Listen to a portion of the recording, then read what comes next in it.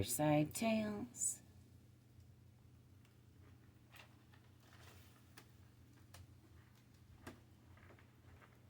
Hello, I'm Merlin, Mililli. Welcome to my fireside, where I tell tales within tales. They almost always get pretty weird.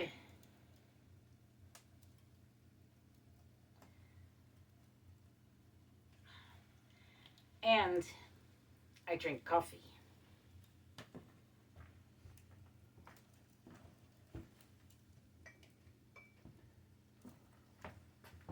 Almost forgot my skull mug.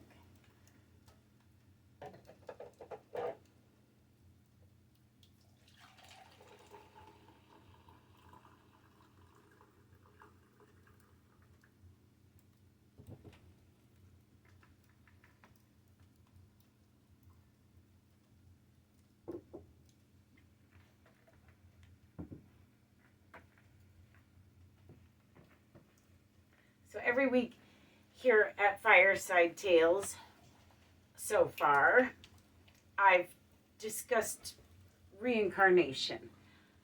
And it's my goal with this show to enlighten people as to exactly what reincarnation is. Because it seems to me that people really don't know. And it's not even just some people, just most people really don't know. And maybe that's because most people haven't been reincarnated. Every week I discuss, fire is really hot. Every week I discuss threads that I have that link all of my lives together. And I discuss my book in the Akashic Records. The Akasha or the Akashic Records are an ancient library that you can only get to through meditation. And every soul has a book in this library, and it tracks who you've been and where you've been and when you've been.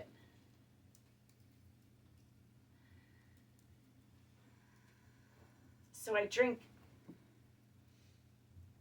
out of my skull mug every week because I'm a deadhead.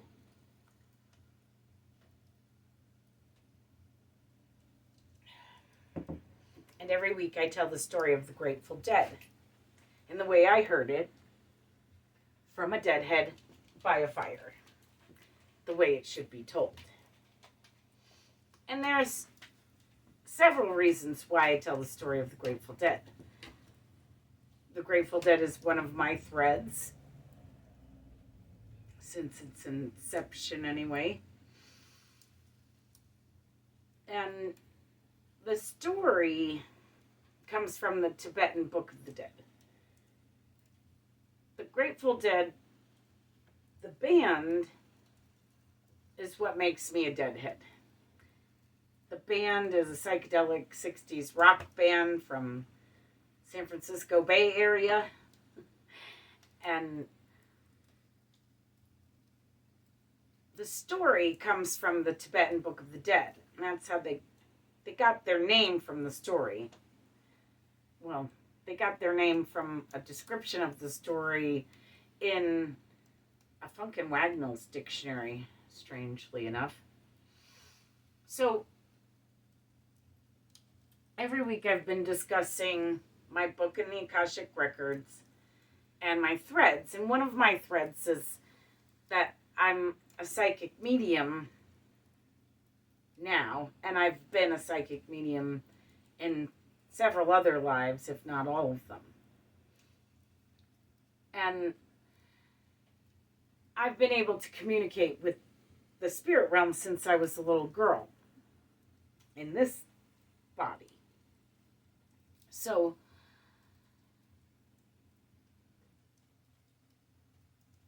the spirits have a theory about reincarnation, and that is that only people that have been murdered get to be reincarnated. It's like you get a free pass because somebody cheated. Here you go. Try again, kid. And, you know, you don't come back in your old body. You don't come back as a zombie or a corpse. You come back as a new baby to try again.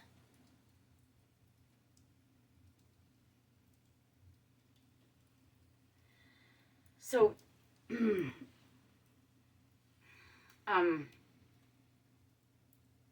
every week I tell the story of the Grateful Dead, so I'm going to go ahead and do that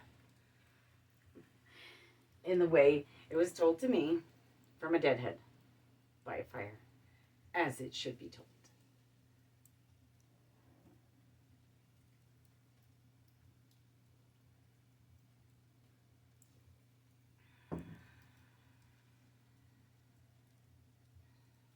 Once, long, long ago, so long ago, that the traveler traveled upon foot.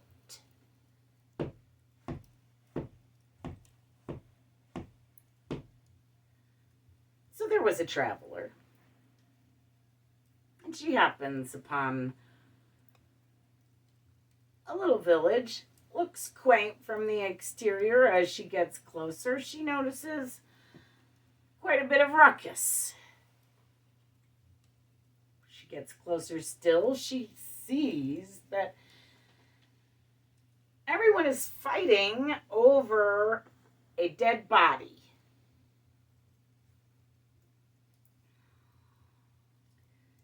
Taken aback by the dead body, but more so by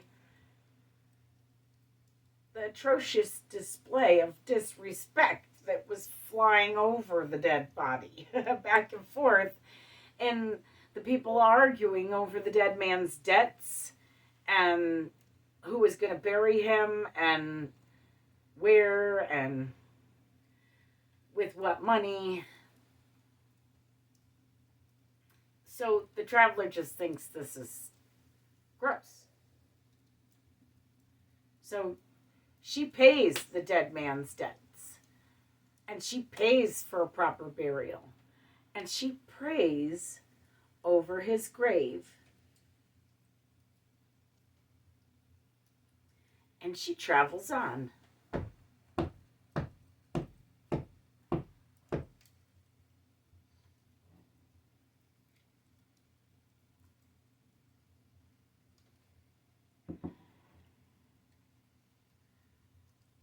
Then one day,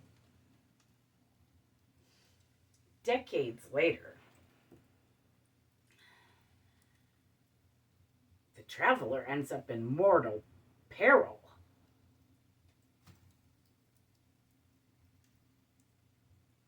And out of nowhere, a stranger just comes into her life and saves it. Saves her life. The traveler says, "Thank you." Same traveler from the beginning of the story. "Thank you. Who are you? Where did you come from? Why did you save my life? Thank you."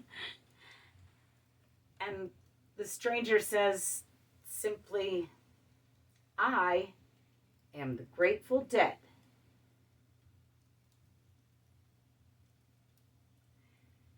Now, the Grateful Dead, the stranger at the end, is clearly the dead man from the beginning. He's grateful that she paid his debts and she paid for a proper burial and prayed over his grave. So he saved her life.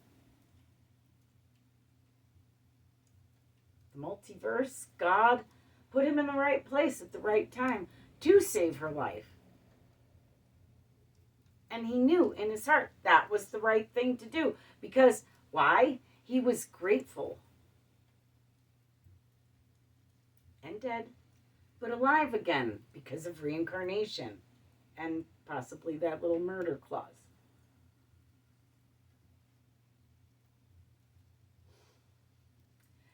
So, every week I discuss my book and I kind of give a little overview of where we've been.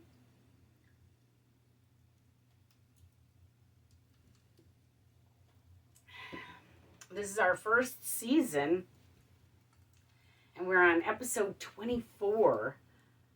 I think I'm going to make one more, and then we'll be done for the season. And so we have a lot to cover, so let me get to it. So my threads, like I mentioned before, are walking far. Like, not just walking, like walking. I still walk over a mile a day. Art, music, stars, dogs. When I don't have a dog, my life is really bad. There are some lives in which I didn't have dogs, and you can tell.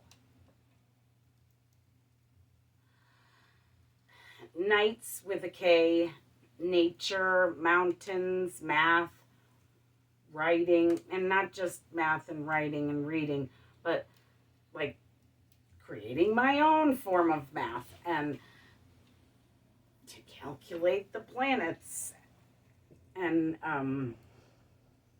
writing full books and reading. I'm still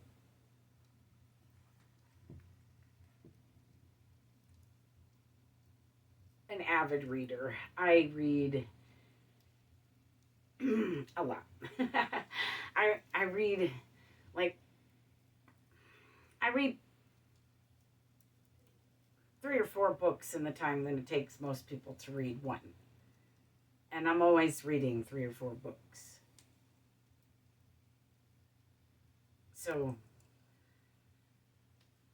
I'm a bit of a nut as far as reading goes. Push against the church. They burnt me at the stake twice. So I have a little bit of an issue with them. So I come back and I always have this weird push. Birds, angels, travel, Apaches, Native Americans, horses, oceans, epilepsy. Everyone I seem to have been, including me now, has been epileptic, I'm pretty sure. And it explains a lot about some of them. Because we really are only just now learning about epilepsy. And we really still don't know very much about it. So way back in the day, no one knew what was going on. Boston and a deep respect for the poor are my last 2 threads there. And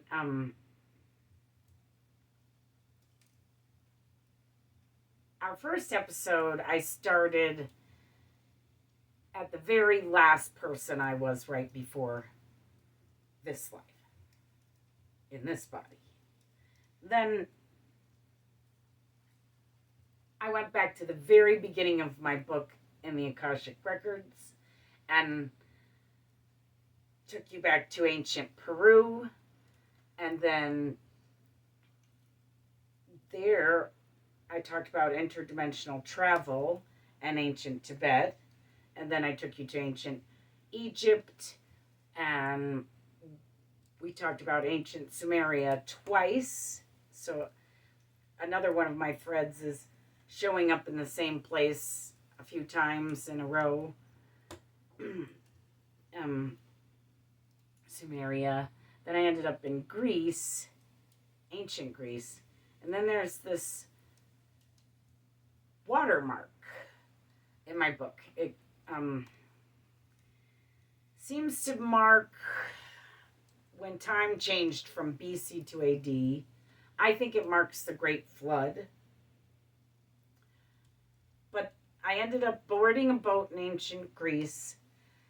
I ended up in ancient Scotland because it was the only thing sticking out of the water. I don't think that's where I meant to go. And I was murdered in ancient Scotland. Then I talked about a life via interdimensional travel and the problems that caused. And then I talked about a life in Byzantium and then one in Constantinople. And that's basically popping up in the same place twice because they're the same place, just two different time periods. It's modern day Turkey, Byzantium, and Constantinople. Then I was in France twice, and twice they burnt me at the stake. Then I was in Italy twice, and then I lived in England, and only England. I never left England.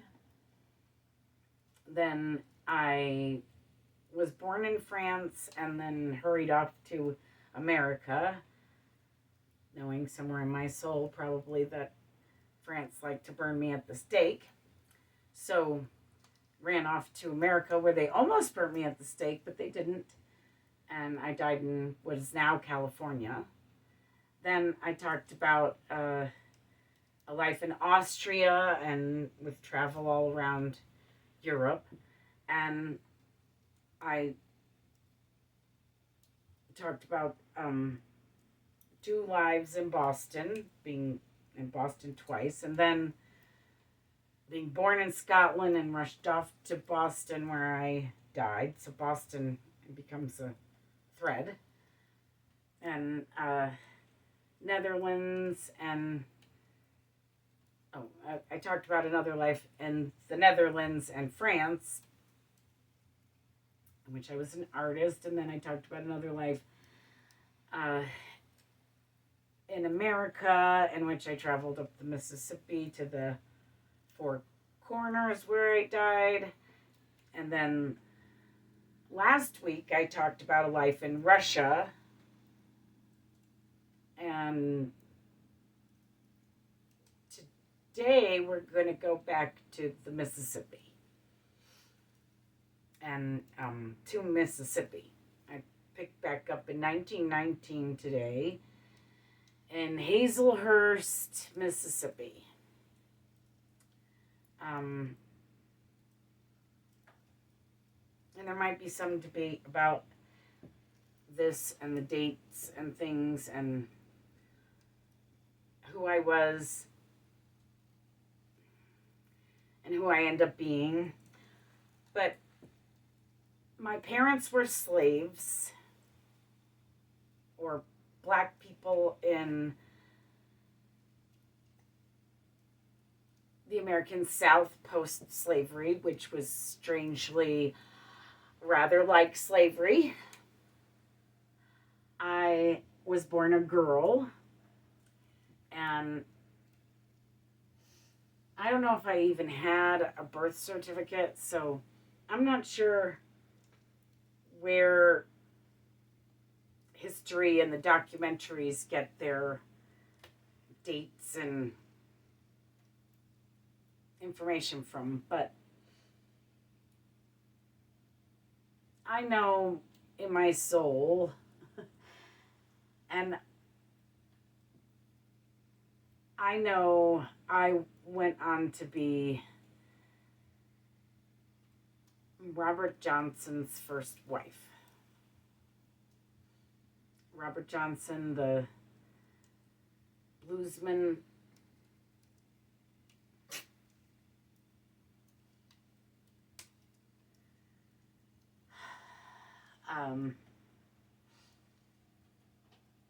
his wife that died in childbirth with his child and pretty much gave him the blues. The great bluesman.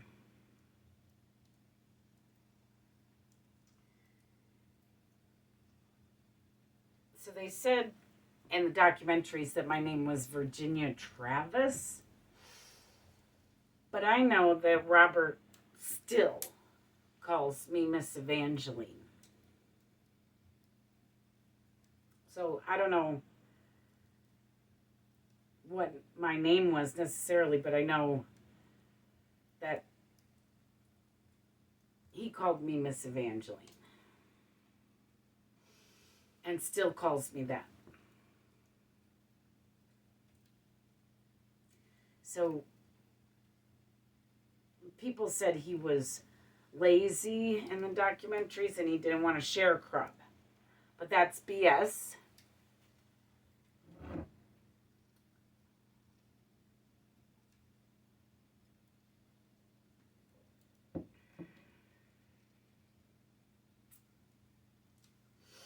So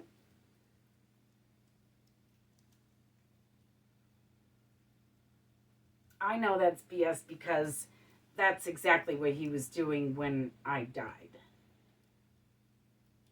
And I died in 1933, and we didn't get married in 1929. I think we faked the marriage certificate so that the white doctor on the plantation where we had our house and where Robert was sharecropping was so that the white doctor would come and take care of me if something were to happen. We were told we had to be married, that the doctor wouldn't take care of me if I wasn't married. So we faked a marriage certificate. I don't know if we were really legally married or not, but I know that was why we faked the marriage certificate. And we probably lied about our ages or just changed the names on somebody else's.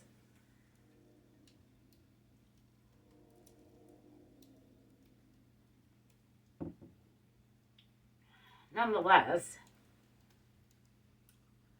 it's said that I was at my grandmother's and that Robert was out playing music, and that's just not true. I don't think I even knew my grandmother. They separated that generation.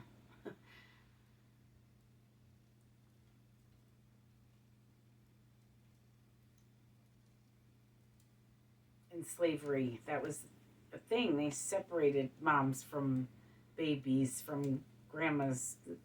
My generation didn't know their grandmas. So how did I go to my grandmother's?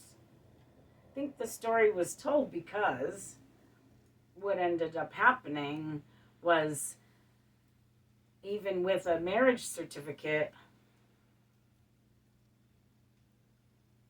the baby was breech. And we needed a doctor. And the doctor wouldn't treat me because I was black. So the white doctor, for the white people only on the plantation, let me and my child die. While Robert worked his fingers to the bone, having sold his soul to the devil being the white man, and the sharecropping. After I died, he didn't want to sharecrop. He didn't really have to. He was doing it for me and the baby. And I guess I was the devil because I taught him how to play. I taught him and Zimmerman how to make a guitar out of an old mattress in the graveyard. I learned how to play piano in the church. I knew how to play piano. I didn't know how to play guitar. We made a guitar, and then we learned how to play as best we could. I taught them where the notes were because I knew by ear on the piano. And I still play piano by ear And I learned how to play piano from my grandmother by ear when I was 3. So in this body, in this life. So I still play guitar the same. I play it like a piano. And so did Robert.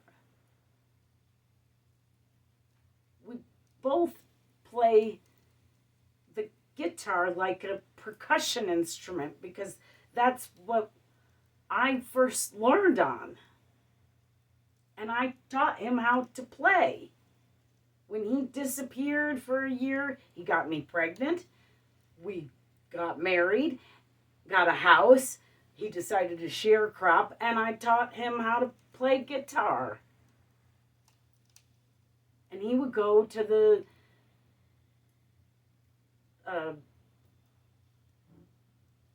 pub places, the juke joints at night.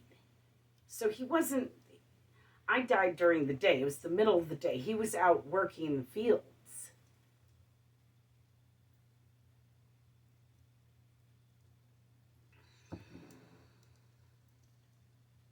He would go do the juke joints at night. So people said he was out playing music when I died, and that's just not true. He wasn't.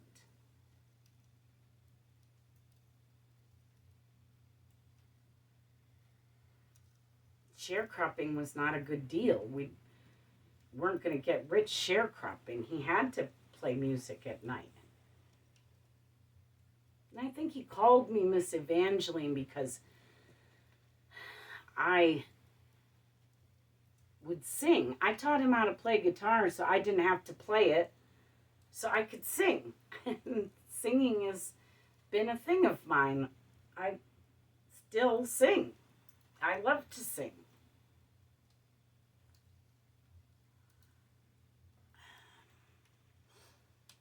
So the dates are a little wonky because I think we forged that one certificate for to no avail. And I know I was 14 when I died, and I think Robert was like 16. So we were young, but back then, especially for Black folks, it was normal. We were put to work at, really, really young ages and had to grow up really quickly. It seemed like we were grown to me. Like, I didn't feel like a 14-year-old in any of my other lives. Like this, I felt like a grown woman. And I was 14 when I died.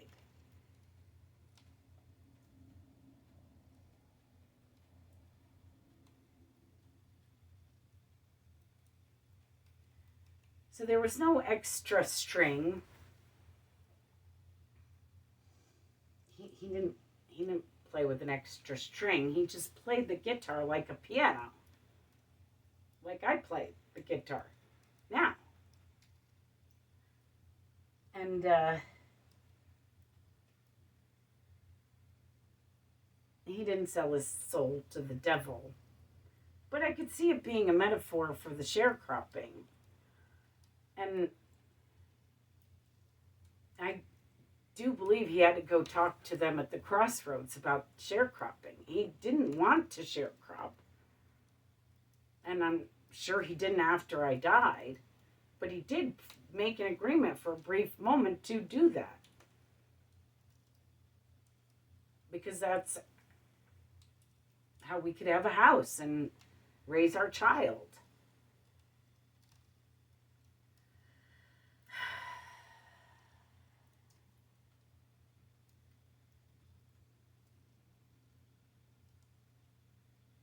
So if the devil gave him some sort of magical musical abilities, I guess I was the devil.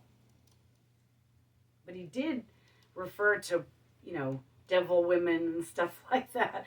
And in songs later. So, you know, I could see where maybe I was, you know, and there were some things he resented about me leaving him there to do all that by himself and be sad. And, you know, there's that anger part of mourning.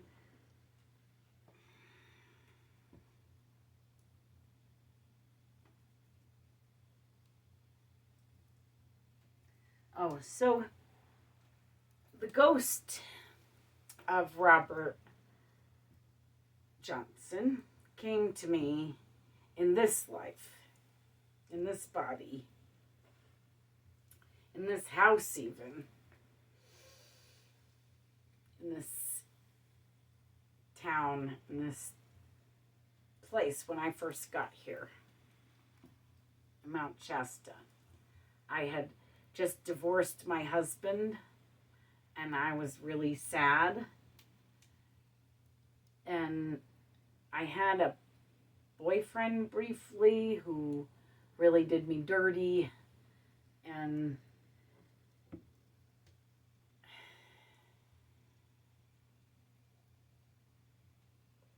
left me in quite a pickle. So I really had the blues. I was raising 3 kids all by myself.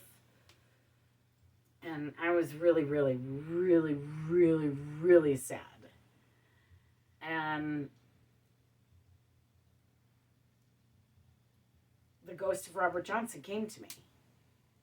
And he called me Miss Evangeline. And he told me to buck up and make an album. He wanted me to make a blues album. And he told me all this. He told me all of this. He told me that I was his first wife and that our child and me died, and I pretty much caused the blues to be a thing. and it's a hell of a wait, I gotta say. And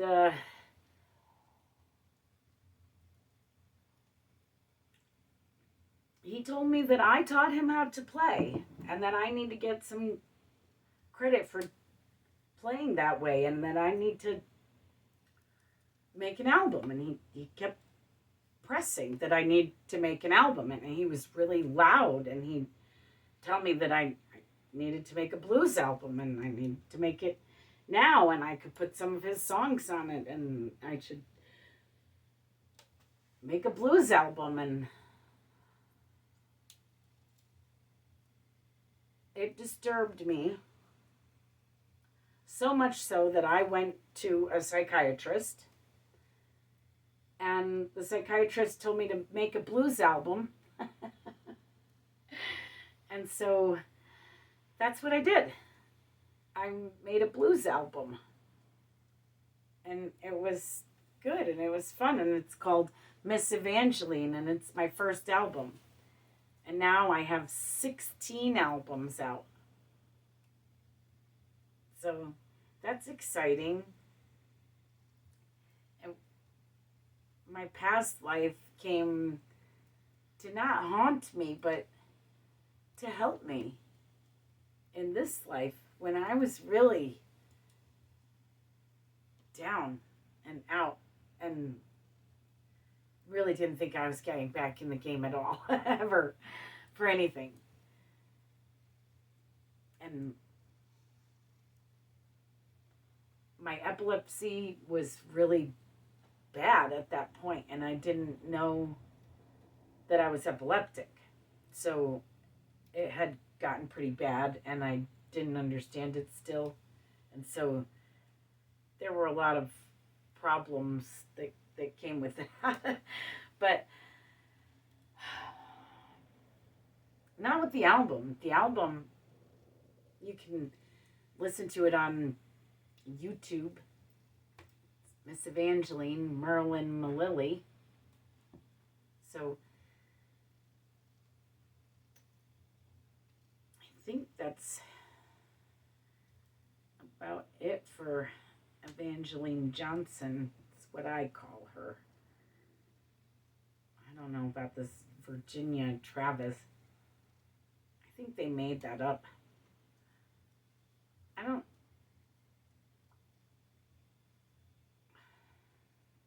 don't remember knowing my parents. I know that they showed a photo of Ike Zimmerman, who Robert used to hang out with in the cemetery in Hazelhurst, Mississippi. And I smiled from ear to ear and totally recognized him as a friend. But I didn't recognize my parents or my grandparents I supposedly had, and they showed pictures of. I don't think my name was Virginia Travis. But maybe. They separated people, though, then moms often did not get to stay with their babies. Not black moms. If they got to live and have babies.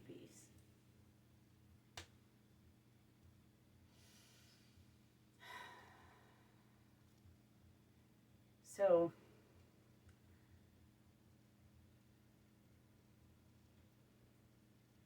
this life ended in 1933.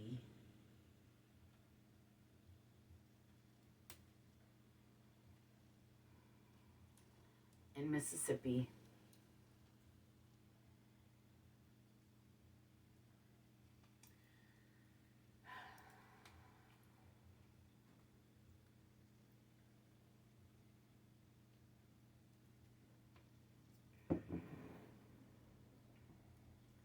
But apparently this life is what, gave us the blues.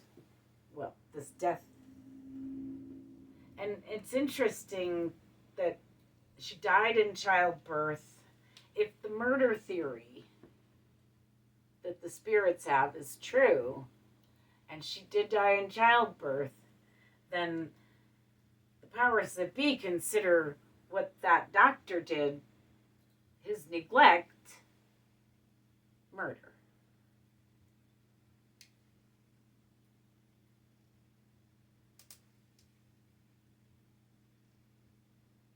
So I find that pretty interesting. I think it was murder. It felt like murder of two people. A 2-for-1 murder. Caused a great deal of sadness. Epic rift in time and space. Sadness.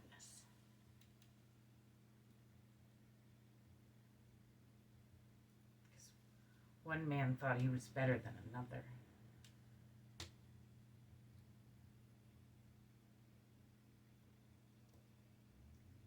I don't think any one person is better than any other one person.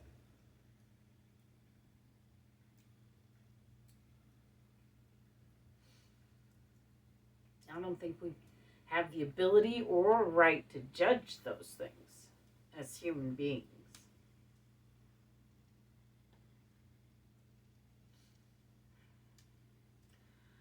So, another tradition we have here at Fireside Tales is every week I play, like it's a piano, the guitar, and sing David Crosby's Deja Vu. I think it's a song about reincarnation, so I sing it every week in a different way, or try to do it a little different every week. Lately, I've been just working on trying to get it right once. But I think it's a song about reincarnation. So, here we go.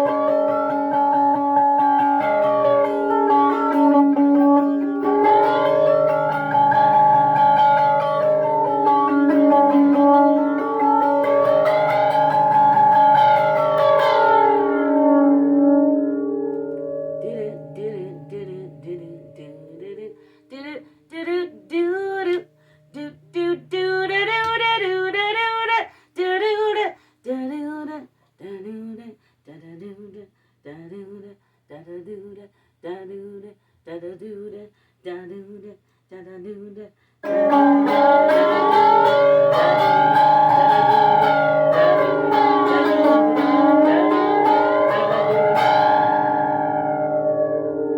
I had ever been here before, I would probably know just what to do.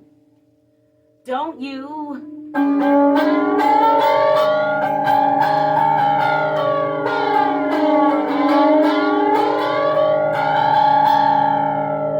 If I had ever been here before and another time around the wheel, I would probably know just how to deal with all of you.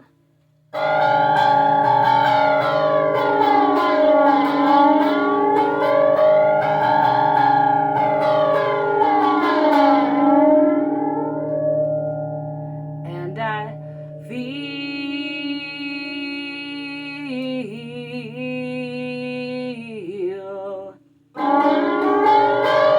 like I've been here before.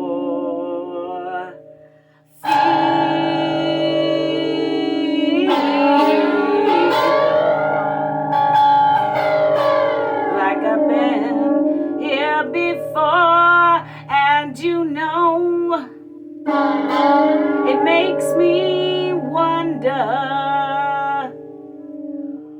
what's going on under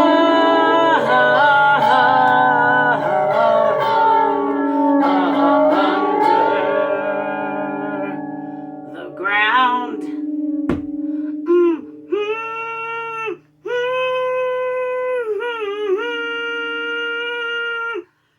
Do you know? Don't you wonder?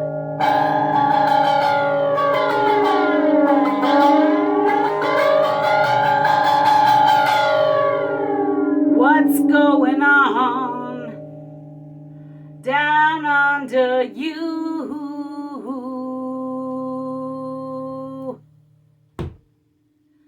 La da da, la da da,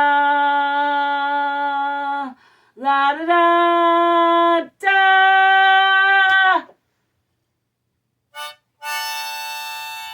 La da da da da.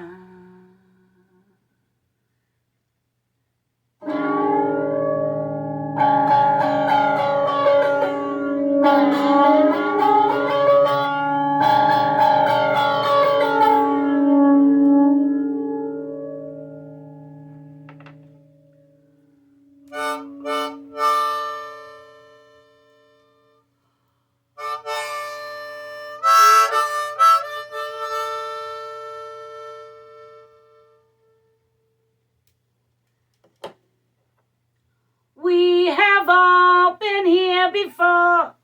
We have all been here before.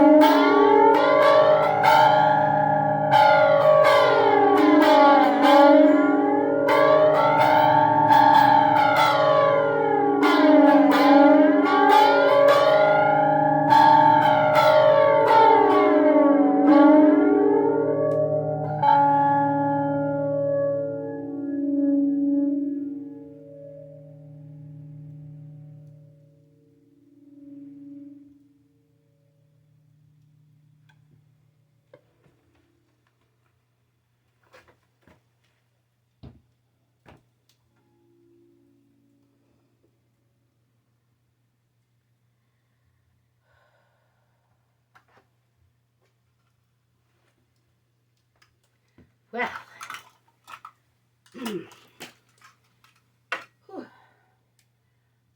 very hot fire today. It's getting too warm to have a fire. That's why we have to wrap this up. So next week, we'll will be our last episode of the season, and then I'll show repeats until fall, where we'll pick back up.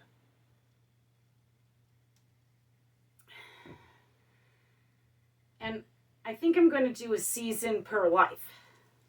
So we'll pick back up probably in San Francisco, and I'll go backwards now instead of coming forward to present day like we did this season.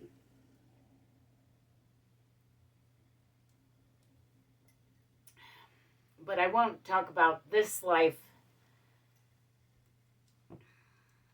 this particular life in this body, till I've gone through all the other ones. And then I'll talk about how it all connects and comes back to this life. So,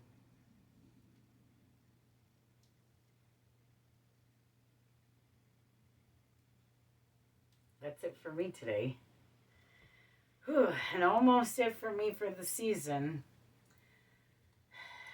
But I think repeats are probably necessary. There's a lot more information here than I thought. So I'm going to continue sharing with you and continue getting weird with you every week by the fireside. Have a weird and wonderful weekend. Thanks for watching.